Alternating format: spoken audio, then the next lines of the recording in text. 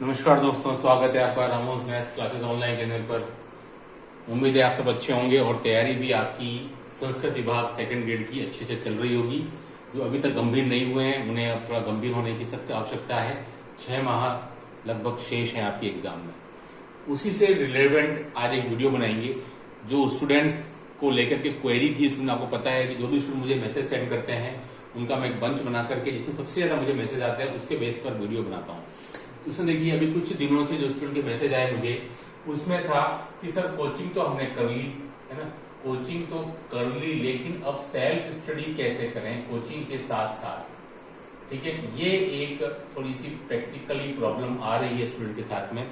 Coaching online हो offline हो कोई फर्क नहीं, लेकिन स्टूडेंट पता है आपको मैथमेटिक्स के अंदर सबसे इंपॉर्टेंट चीज क्या होती है? Self study, revision, practice. उसके बिना मैथ्स में कुछ होना नहीं है ना। तो इन दोनों को कैसे बैलेंस किया जाए, किनको, कोचिंग को और आपकी सेल्फ स्टडी जो कहीं ज्यादा इंपॉर्टेंट है कोचिंग से। देखिए स्टूडेंट, आप कोई भी कोचिंग करें, बुद्धिमानी इस बात में नहीं है कि मैंने कोचिंग नहीं की सर, वो कोई बुद्धिमानी वाली बात नहीं है। बुद्धिमानी इसमें है कि कोचिंग करो, उसके साथ में सेल्फ स्टडी करो और सिलेक्शन लो। मान लो कि कल को आप कुछ अंकों से रह जाते हैं, डेसिमल से भी बहुत से स्टूडेंट रहते हैं, और आपने अगर कोई कोचिंग नहीं ली या आपने कोई गाइडेंस नहीं लिया और आप अगर कुछ अंकों से रह जाते हैं तो ये आपको दर्द हमेशा दिक्कत देता रहेगा। तो उसमें कोई ज्यादा बहादुरी वाली बात नहीं है। मैं इस बात के लिए नहीं कह रहा हूं कि सेल्फ स्टडी से तैयारी नहीं हो सकती है, मैंने खुद ने की है, बिल्कुल हो सकती है। लेकिन जब आपका सोर्सेज हैं तो बहादुरी की बात ये नहीं है कि उन सोर्सेज का आप लाभ नहीं उठाएं और नहीं बस मैं ही तैयारी करूंगा। आप डेफिनेटली कर सकते हैं, लेकिन वो आपको बहुत अच्छी करनी होगी कि कल को आप अगर असफल हों तो आपको कोई ये नहीं बोले कि भाई तुमने कोचिंग क्यों नहीं कर ली या आपने वो सोर्सेज का इस्तेमाल क्यों नहीं किया, है ना। तो आप समझ लीजिए कि बहादुरी वाली बात कौन सी है ना। कि कोचिंग करें वो आप पे डिपेंड करता है, करें या नहीं करें। आज वो टॉपिक नहीं है, इसलिए उसका वीडियो का टॉपिक है इसके साथ दोनों को मेंटेन कैसे करें, बैलेंस, है ना। ये इंपॉर्टेंट चीज होती है। ठीक है, कि आप कोई भी कोचिंग कर रहे हैं ऑनलाइन या ऑफलाइन, इसके साथ में, क्योंकि दिक्कत क्या आती है अगर आप ऑनलाइन करते हैं तो अगर 2 घंटे का अगर ऑनलाइन अगर आपका वीडियो चलता है तो पक्की बात है स्टूडेंट का प्रॉब्लम क्या है कि अगर 6 माह का कोर्स है ऑनलाइन का, वो पूरे टाइम नोट्स बनाने में निकल जाता है। 6 महीने तक वो नोट्स बनाता है, यानी कि सेल्फ स्टडी के नाम पर उसकी तैयारी नहीं हो पा रही है, वो 6 महीने तक नोट्स ही बना रहा है। पर चूंकि अभी बहुत समय स्टूडेंट आपके पास में विज्ञप्ति भी नहीं आई है तो कोई प्रॉब्लम नहीं है। आप पहले अच्छे से नोट्स बनाइए, क्योंकि वीडियो के भरोसे आप नहीं रह सकते हैं। वीडियो के भरोसे आप नहीं रह सकते हैं, नोट्स तो बनाने हैं, सीधी सी बात है।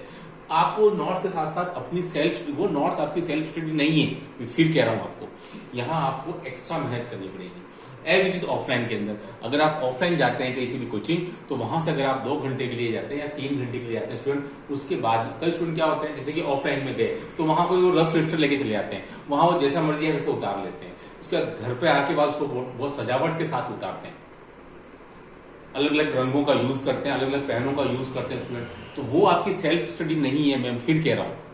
या तो आप जहां ऑफलाइन जाते हैं वहीं पर आप डिफरेंट पेन लेकर के अपना पूरा मटेरियल उतार कर आए, उसके बाद में घर पर आने का, जैसे अगर आप 2 घंटे कोचिंग में जाते हैं स्टूडेंट तो आपको इससे डबल 2 टाइम्स, यानी कि आपको 4 घंटा पढ़ना है सेल्फ स्टडी। ये सबसे इंपॉर्टेंट चीज है। अगर आप इससे कम समय दे रहे हैं यानी कि आप किसी न किसी गफलत में हैं। ठीक है, 2 घंटा कोचिंग, ऑनलाइन ऑफलाइन कोई फर्क नहीं, लेकिन आपको सिर्फ डबल टाइम उस सब्जेक्ट को देना पड़ेगा। आप ये नहीं कर सकते कि सर 2 घंटे कोचिंग, तो वो कोचिंग में उस टीचर ने पढ़ाया है, उसको सब नॉलेज है, लेकिन आपको तो नहीं है। आपको उसको एब्जॉर्ब करने में 4 घंटे डेफिनेट लगेंगे। ठीक है, ये मान के चलिए। और जो नए स्टूडेंट्स हैं जो फर्स्ट अटेम्प्ट देने जा रहे हैं उनको डेफिनेट लगने वाले हैं 4 घंटे चीज को समझने में, उससे रिलेवेंट दूसरे क्वेश्चन करने में स्टूडेंट। तो आप सेल्फ स्टडी करने में बिल्कुल कोताही नहीं बरतिए, कोचिंग के साथ साथ करनी ही पड़ेगी। आप ये नहीं कर सकते कि सर मैं 2 घंटे ऑफलाइन जा रहा हूँ, मेरा आधा घंटा जाने का, आधा घंटे आने का, 3 घंटा लग रहा है, अब सर मैं सेल्फ स्टडी कैसे करूँ? तो वो एक रास्ता निकाल लेता है, कोचिंग हो जाए एक बार आराम से, फिर करता रहूंगा। सो वो दिन कभी नहीं आएगा। अगर आप ऐसा सोच रहे हैं कि 6, 7, 8 महीने की कोचिंग के बाद पढ़ना शुरू करेंगे तो केवल धोखा है, अपने आप से बहुत मुश्किल हो जाएगा। तो आपको इसके साथ ही चलाना है डेफिनेटली। कुछ भी हो, सेल्फ स्टडी कोचिंग के साथ साथ बहुत ज्यादा इंपॉर्टेंट हो जाती है। आपको इस पर ध्यान देना ही पड़ेगा। देखिए आप क्या करेंगे, मेरे पास आपको हिंट दे देता हूँ। अगर आप जैसे कि बीएससी पार्ट का कोई टॉपिक वेक्टर पढ़ रहे हैं आपकी कोचिंग पर, ठीक है, उसके पहले आपने अगर एलपीपी पढ़ लिया है कोचिंग पर, ठीक है, आप जैसे कि 2 घंटे पढ़ के आ रहे हैं तो आप 4 घंटे घर पर पढ़ने वाले डेफिनेटली, तो उसमें से आउट ऑफ 4 है ना, आउट ऑफ 4 आवर स्टूडेंट आपको 1 घंटा आपको, जैसे कि आप वेक्टर पढ़ के आ रहे हैं स्टूडेंट, तो आपको 3 घंटा वेक्टर पढ़ना है और 1 घंटा आपको पुराने को रिवीजन में देना है, यानी कि एलपीपी को। इससे क्या फायदा होगा कि आपका सिलेबस जो है वो साथ साथ पैरेलल चलता भी रहेगा और पीछे का भी आप कुछ भूलोगे नहीं। वरना क्या होता है, ज्यादा उसमें शिकायत करते हैं कि सर हमको नहीं पता था 3 महीने पहले हमें क्या पढ़ाया गया था, हम तो भूल चुके हैं। तो क्या करना है आपको, ऐसा आपको हर चैप्टर के साथ करना है। जैसे कि कोचिंग पर आपका एलपीपी हो गया, आपका बीएससी पार्ट में वेक्टर हो गया, अब आपका शुरू हुआ है मान लो न्यूमेरिकल एनालिसिस। तो आप न्यूमेरिकल एनालिसिस को अगर 4 घंटे मैथ्स पढ़ रहे हैं स्टूडेंट, तो उसमें से 3 घंटे एनए पढ़िए और जो 1 घंटा बच गया है उसको आप पिछले टॉपिक को रिपीट करना ना भूलिए। आप क्या करें, हफ्ते में 3 दिन मुझे वेक्टर पढ़ना है और 3 दिन एलपीपी, क्योंकि ये वेक्टर और एलपीपी मेरा पहले हो चुका है और अब मैं एनए पढ़ रहा हूँ, तो एनए तो पढ़ना ही है डेली 4 में से 3 घंटे। उस 1 घंटे का क्या करना है, उस 1 घंटे में 3-3 दिन डिवाइड करिए। मंडे ट्यूसडे वेडनेसडे मुझे वेक्टर पढ़ना है, मुझे ये भी नहीं भूलना है, और मुझे एलपीपी पढ़ना है, ये भी मुझे याद रखना है, क्योंकि सब समान मार्क्स के चैप्टर्स हैं, है ना। तो ऐसे करके आप डिवाइड कर सकते हैं। मान लो कल को आपका एलपीपी हो गया, वेक्टर हो गया, आपका एनए भी हो गया। अब बात आ रही है आपके पास 3D की, तो अब आपके 3 चैप्टर हो गए जो पुराने हैं, तो आप 3D पढ़ रहे हैं, कोई प्रॉब्लम नहीं, 4 घंटे पढ़ते हैं, 3 घंटे में आप 3D पढ़िए। बाकी जो आपके 3 चैप्टर बच गए एलपीपी, एनए और वेक्टर, उसको आप 2-2 दिन के हिसाब से 1-1 घंटा पर डे दे दें। तो उससे क्या होगा, पीछे की चीजों को भूलेंगे नहीं। ये एक बहुत बड़ी शिकायत होती है कि सर हम भूल जाते हैं, याद नहीं रहता, सिलेबस इतना लेंदी है। आप जिस दिन एग्जाम देने जाओगे तो डेफिनेटली कुछ टॉपिक ऐसे होंगे जो आपने 2-2 महीने पहले पढ़े होंगे। तो फिर आप ये शिकायत कैसे कर सकते हो कि एग्जाम टाइम पर आप कितना पढ़ लोगे, 2 दिन में, 4 दिन में, 6 दिन में। हो सकता है जीके के पेपर और मैथ्स के पेपर में 2 दिन का गैप मिले, हो सकता है 1 दिन का गैप मिले, तो उस 1 दिन के गैप में तो आप 2 चैप्टर से ज्यादा ही नहीं कर पाओगे। इसलिए बहुत जरूरी है कि पिछला जो है वो आपको प्रैक्टिस पैरेलल करते जाना है और उसका टाइम शेड्यूल आपको बनाना है। मेरी बात समझ रहे होंगे आप।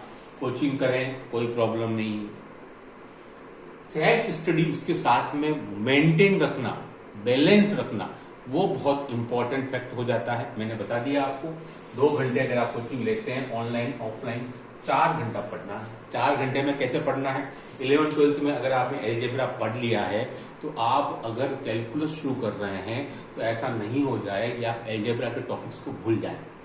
उनको भी साथ साथ में 4 घंटे पढ़ते हैं तो 1 घंटा आपको 1/4 पार्ट पिछले टॉपिक को देते जाना है, डायरी में मेंटेन करना है कि मैंने इसको 7 दिन 8 दिन लिया, अब नेक्स्ट टॉपिक। इससे क्या होगा, आप पिछले टॉपिक को भूलोगे नहीं तो आप अगला पढ़ते जाएंगे, पिछला भूलते जाएंगे, वो कोई मतलब वाली बात नहीं, वो चीज सब यूजलेस हो जाएगी। क्योंकि सारे टॉपिक सेम मार्क्स के हैं, सारे क्वेश्चन सेम मार्क्स के हैं, तो आप किसी पर फोकस करें, किसी को भूल जाए तो चल नहीं पाएगा, है ना।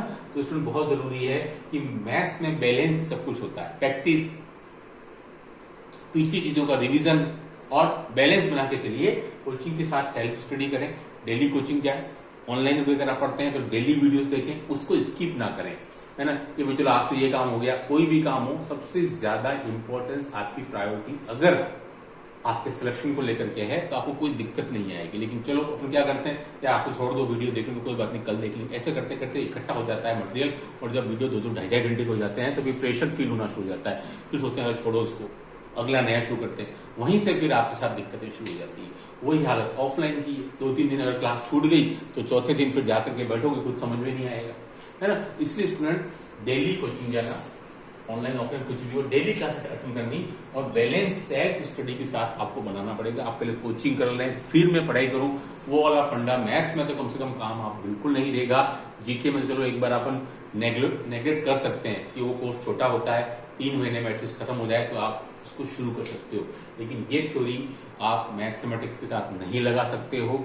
डेली साथ साथ टेस्ट भी देने हैं, है ना। पुराने पेपर का रिवीजन भी करना है, वो भी उतना इंपॉर्टेंट है। जैसे कि वेक्टर खत्म हुआ तो आपका काम क्या रहेगा कि पिछले पुराने पेपरों को सॉल्व करें। एमएससी एंट्रेंस के हो गए, जैम लेवल के हो गए, पुराने आरपीएससी के हो गए, ठीक है, ये आरएस प्री वाले पुराने हो गए। यानी कि जहां जहां भी आपके जो पढ़ रहे हो उससे रिलेवेंट जो भी क्वेश्चन पूछे जाते हैं जिस भी एग्जाम में, जरूरी नहीं आरपीएससी हो, DSSS भी हो गया, यूपी टीजीटी पीजीटी भी हो गया, केबीएस हो गया, वहीं से भी आप तैयारी कर सकते हैं, ताकि आपको पता लगेगा कि भाई इस चैप्टर से अमुक अमुक टाइप के भी क्वेश्चन पूछे जा सकते हैं, है ना। तो आपको बिल्कुल कोचिंग पर ही डिपेंड नहीं रहना है, खुद की भी सेल्फ स्टडी बहुत जरूरी है उसके साथ में। वो तो केवल आपको रास्ता दिखा सकता है कि भाई इस रास्ते पे चलना है, ये टॉपिक इंपॉर्टेंट है, इसको ऐसे ऐसे पढ़ना है अपने एक्सपीरियंस के बेस पर। लेकिन जब तक अगर आप घर पे रहकर उसको प्रैक्टिस नहीं करेंगे तो स्टूडेंट आप कैसे एग्जाम को क्रैक कर पाएंगे, ठीक है। तो इन दोनों शब्दों के बीच में, कोचिंग और सेल्फ स्टडी के बीच में बैलेंस बनाए रखना वो आप पर इंडिविजुअली डिपेंड करेगा कि आप कैसे दोनों के बीच में बैलेंस बना सकते हैं। बहुत जरूरी है, अगर ये आपने बैलेंस नहीं बनाया, थोड़ा भी मिसबैलेंस हुआ तो फिर दिक्कत आएगी, है ना। अभी आपका काफी समय है, कोचिंग जाते हैं, लेकिन सेल्फ स्टडी बना करके रखिए। आप उसको मिस नहीं कर सकते कि मैं एक बार पहले वो खत्म कर लूं, फिर घर पे बैठ के आराम से तैयारी करूंगा, क्योंकि कल क्या होने वाला है किसी को नहीं पता। कल कुछ कैजुअलिटी हो जाए, घर में कोई काम आ जाए, कोई शादी ब्याह आ जाए, तो फिर आपका जो प्लान है वो धरा के धरा रह जाएगा। 7 महीने तो कोचिंग में दिए और उसके बाद में फिर घर में शादी आ गई, 1 महीना फिर चला गया।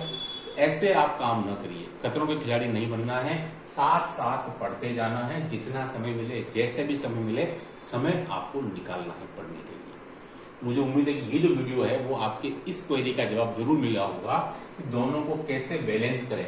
बैलेंस करना पड़ेगा, नहीं किए बिना काम नहीं चलेगा। स्टूडेंट मान के चलिए आपका ये मैथमेटिक्स है, फिर वही शिकायत आएगी सर पेपर टफ आया। नो डाउट 2022 का पेपर मिसमैच था, रादर देन टफ। मैं उसके लिए टफ शब्द का मैं नहीं लेके आता हूँ, पूरा मिसमैच था। अगर अब सब गड़बड़ हो जाए, बीएससी के अंदर क्वेश्चन सब आपस में इंटरचेंज हो जाए तो उसको क्या बोलोगे, मिसमैच ही बोलोगे। ऐसा हर बार नहीं होता है ना। तो आप उन चीजों को भूल जाइए बिल्कुल। ऐसा नहीं कि बीएससी पार्ट पर टंगे रहे, 11th 12th भी इंपॉर्टेंट है उतना ही जितना ही बीएससी है। लेकिन बीएससी मेरे ख्याल से ज्यादा आपको आउटपुट देता है, कम इनपुट के अंदर बहुत से क्वेश्चन सीधे सीधे पूछ लिए जाते हैं ऊपरी तौर पर। ऐसा 11th 12th में बहुत कम होता है ना। तो स्टूडेंट आपको बैलेंस बना के देखिए दोनों के बीच, नो डाउट सफलता मिलेगी जरूर, थोड़ा इंतजार करना पड़ेगा, लेकिन उसके पूरा रास्ता आप ही को तय करना है। आई होप कि वीडियो आपके लिए लाभदायक साबित होगा। कमेंट का इंतजार रहेगा। Do like subscribe my channel. Okay, thanks, धन्यवाद।